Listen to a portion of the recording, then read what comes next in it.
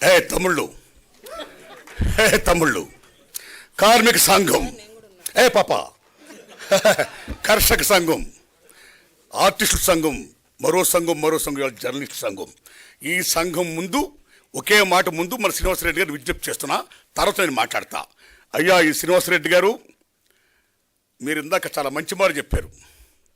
మీ అందరికీ స్థలాలు ఇప్పించే బాధ్యత నాది.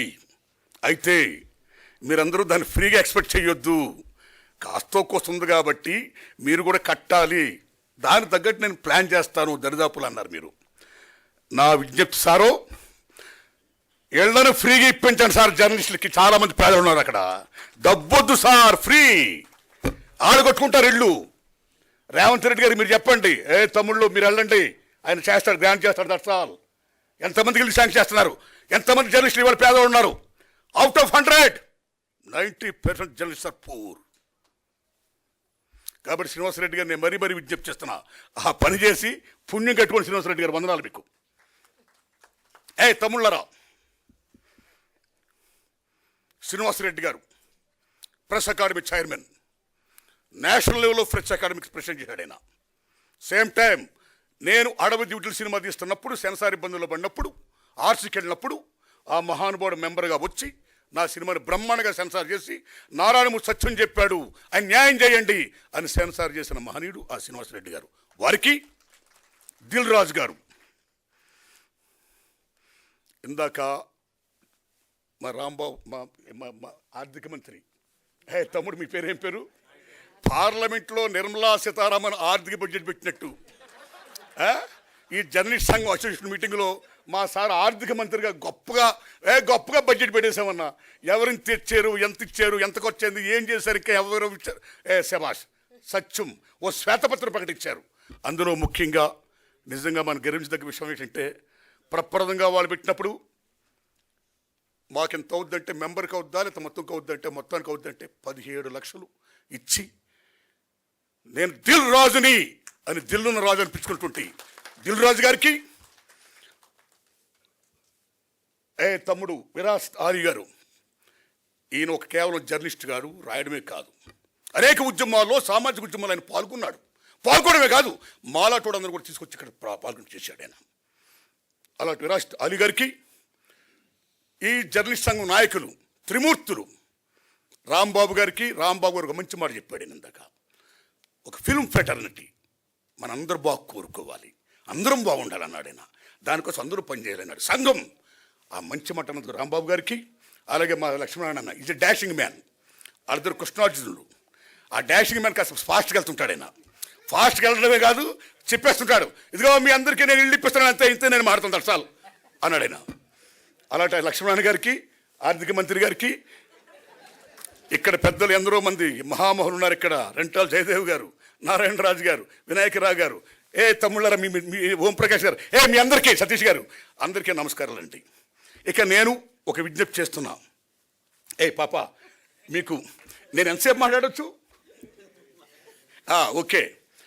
ఏది ఏమైనా సరే మీరు నమ్మండి మిత్రులరా,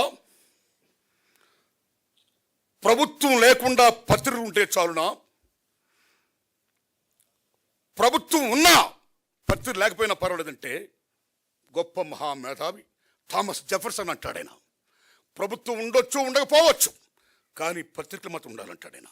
that is the greatness of media. Told by Thomas Jefferson. ఏమి మీడియా, ఏం పవర్ఫుల్ ఇది.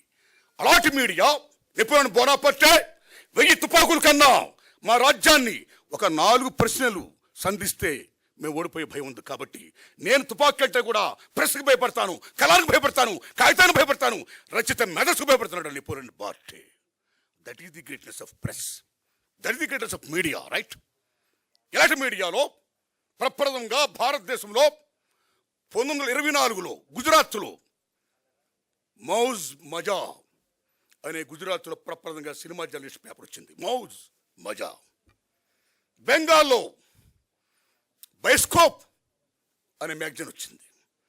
ఢిల్లీలో చిత్రపాత్ అనే మ్యాగజైన్ వచ్చింది. బొంబాయిలో ఫిల్మ్ ఇండియా అనే మ్యాగజైన్ వచ్చింది, బాబురావు పటేల్. ఇలాగెందరో మహానుభావులు భారతదేశంలో సినిమా మ్యాగజైన్ అలాగ మొత్తం చేస్తూ ఉన్న దశలో ముఖ్యంగా మన తెలుగు రాష్ట్రంలో కాశీనాథుని నాగేశ్వర పంతులు గారు ఆంధ్రపత్రిక వ్యవస్థాపకులైన ఆయన స్వతహాగా నటుడు కళాకారుడు కాబట్టి ఆ రోజున ఆంధ్రపత్రిక పెద్ద ఫేమస్ కాబట్టి ముళ్ళపూడి వెంకటరమణ గారు అందులో రచయిత కాబట్టి జర్నలిస్ట్ కాబట్టి మీరు నమ్మండి మిత్రులారా, ప్రప్రథంగా సినిమాల గురించి నాటకాల గురించి ప్రప్రథంగా కాశీనాథ్ నాగేశ్వర పంతులు గారి ఆంధ్రపత్రికలో వచ్చింది.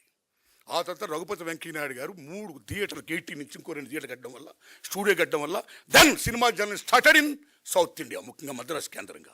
అలాంటి సినిమా జర్నలిజంలో ఎటువంటి మహామహులు ఓ కొడవగంటి కుటుంబరావు గారు, ఓ కొల్ల బ్రహ్మానందరావు గారు, ఓ రెంటాల గోపాలకృష్ణ గారు, ఓ ముళ్ళపూడి వెంకటరమణ గారు, వాసిరాజ్ ప్రకాశం గారు, ఎటువంటి మహనీయులు మోహన్ కుమార్ గారు, శ్రీనివాస్ గారు, ఎలాంటి మహానుభావులు జర్నలిస్టులు ఈవేళ ఎంతోమంది, ఓ ప్రభు, ఓ వినాయక గారు, మీరు ఈ జయదేవ్ గారు, ఇలాంటి ఎంతమంది మహానుభావులు కన్న గడ్డ ఈ తల్లి ఈ అమ్మ. ఇలాంటి దశలో అదే సినిమా ఇండస్ట్రీలో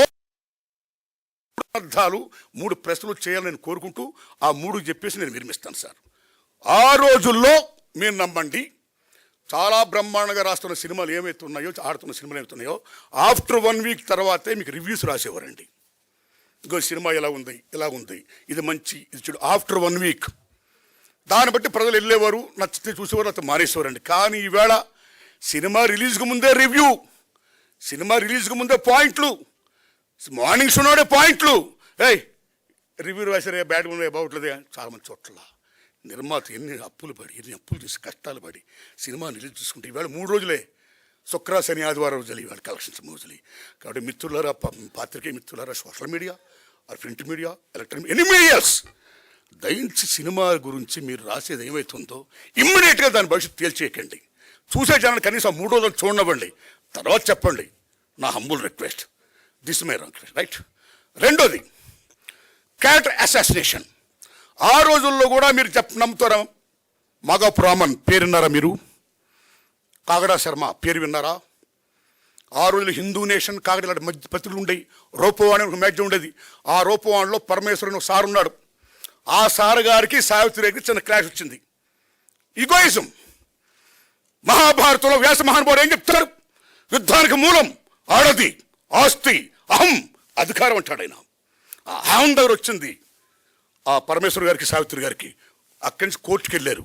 సావిత్రి గారు కోర్టుకు వెళ్తే మహానటి, ఏం మహానటి, మహాతల్లి. కోర్టు మొత్తం అంతా గగ్గోలు, జనం పేపచ్చు, ఏందయ్య రోజు సావిత్రి గారికి రావడం, అమ్మ ఆ కేసుని ఏదో మొత్తం చేసేయండి అన్నారు. పెద్ద మనిషి కూర్చొని చేశారు.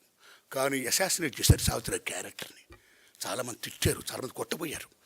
అలా తర్వాత మాగాపు రామన్ గారు, అలా చాలా మీకు తెలుసు కాగడా శర్మ గారు. ఈ రకంగా చేయడం వల్ల సినిమా ఫీల్డ్లో ఉన్న దర్శకులు కానీ, నిర్మాతలు కానీ, 24 క్రాఫ్ట్స్ ఎనీబడి ఎల్స్ ఎవరున్నా సరే వాళ్ళ వ్యక్తిగత జోలికి వెళ్ళిన తర్వాత, క్యారెక్టర్ అసాసినేట్ జరిగిన తర్వాత చాలా డ్యామేజ్ జరిగేది. అలాగా సంచలనాల కోసం సంబంధం లేని మాటలు, పాటలు, హెడ్లైన్స్, ఏదో మీటింగ్లో ఏదో మాడతా దిల్ రాజుని ఖండించిన అనుమతుంటారు. దానికి సంబంధం లేదు. ఆ దిల్ రాజు గారి పేరు ఎత్తలేదు నేను. దిల్ రాజుని లెక్క చేయను అనుమతి, నేను లెక్క చేయాలి. అది ఎక్కడ ఉందో అసలు నేను మాట్లాడినా, ఆయన మాట ఎత్తలేదు. సో నన్నని కాదు తమ్ముళ్ళారా, ఈ రకంగా చేసేయడం వల్ల ఈ మధ్యలో చాలా గొడవలు వచ్చాయి. కాబట్టి ఈ రకమైనటువంటి అసాసినేషన్ సంబంధించిన మాటలు కానీ ఇది కానీ, ఎందుకంటే you are a most powerful media, దయించాలట రాతలు రాయొద్దని మీరు దండం పెడుతున్నారు సార్. ఇది రెండోది సార్. ఇంక మూడోది సార్, ఈవేళ సినిమా చాలా క్లిష్ట పరిస్థితిలో ఉంది. ఈవేళ సినిమా అంటే కేవలం దిల్ రాజు గారు, అల్లు అరవింద్ గారు, సురేష్ బాబు గారు, మైత్రి మూవీస్ వీళ్ళే కాదు నిర్మాతలు. సినిమా ఇండస్ట్రీ 90% సగటు నిర్మాతలు. కానీ ఈవేళ సినిమా కేవలం 10% విజయం ఉంది. ఈవేళ రిమైనింగ్ 90% మామూలు క్లిష్ట పరిస్థితులు లేరు. సో మెనీ ఫ్యాక్టర్స్ అన్నీ మీకు తెలిసిన ఎక్స్ప్లెయిన్ చేయవసరం. ఇలాంటి దశలో మీ మీడియా వారు చాలా టీవీల్లో కానీ, పేపర్లో కానీ, ముఖ్యంగా టీవీల్లో మాట్లాడితే భారీ సినిమాలు మీరు ప్రొజెక్ట్ చేస్తున్నారు, మాట్లాడితే భారీ తరాగానని మీరు ప్రొజెక్ట్ చేస్తున్నారు, మాట్లాడితే ఏ సినిమాలు ఉన్నాయని మీరు ప్రొజెక్ట్ చేస్తున్నారు. That's not good. దానివల్ల జనానికి ఈవేళ social media so many factors came, so many entertainments came. ఇలా ఐపీఎల్, మరి రేపు పొద్దున్న ఎలక్షన్స్, ఒక యూట్యూబ్ నొక్కితే ఇలా బీభత్సంగా ప్రపంచం 9 కనపడుతుంది. ఇలా దశ సినిమా అనేది నమో వెంకటేశ, నమో తిరుమలేశ, నమస్తే. అది అమ్మ ఎందుకు చూడాలి వెళ్ళిపోతారు, థియేటర్కి వెళ్ళిపోతే దండం పెట్టుకుని. థియేటర్లు అంటే దేవాలయాలు. సినిమా తీసేవాడు చూసేవాడికి మధ్యన ఉన్నది ఏది చూపించిన దేవాలయం సినిమా. అలాంటి సినిమా ఫీల్డ్లో ఈవేళ, అలాంటి స్వర్ణయుగం ఫీల్డ్లో, అలాంటి దేవాలయం ఈవేళ ఎన్ని మూతపడిపోతున్నాయి.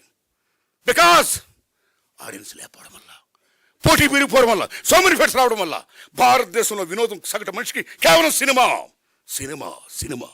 కానీ వాడు కేవలం సినిమాగా చాలా ఉన్నాయి. అలాంటి సినిమాని కాపాడుకోవాలంటే కేవలం ఆ 4 5 వాళ్ళే కాదు సినిమాలో, వాళ్ళ గురించే కాదు మీడియాలో, వాళ్ళ గురించి చెప్పడమే కాదు మీడియాలో, సగటు సినిమా గురించి చెప్పండి. ఇదిగో ఈ సినిమా గురించి చెప్పండి జనానికి. వాళ్ళకు కూడా తెలియనివ్వండి మాకు ఈ సినిమా ఉంది చూడాలని. అని మిమ్మల్ని హంబుల్ రిక్వెస్ట్ చేస్తున్నాం. థ్యాంక్స్ ఎలా తమ్ముళ్ళారా. ఇక రాంబాబు గారు, లక్ష్మణ, తమ్ముడు ఆర్థిక మంత్రి, నేను మనస్ఫూర్తి చెప్తున్నా తమ్ముళ్ళరా, రిప్రజెంట్ చేస్తారు. శ్రీనివాసరెడ్డి గారు ఫ్రీగా మాత్రం ఇప్పించి పుణ్యం కట్టుకోండి. నమస్కారం.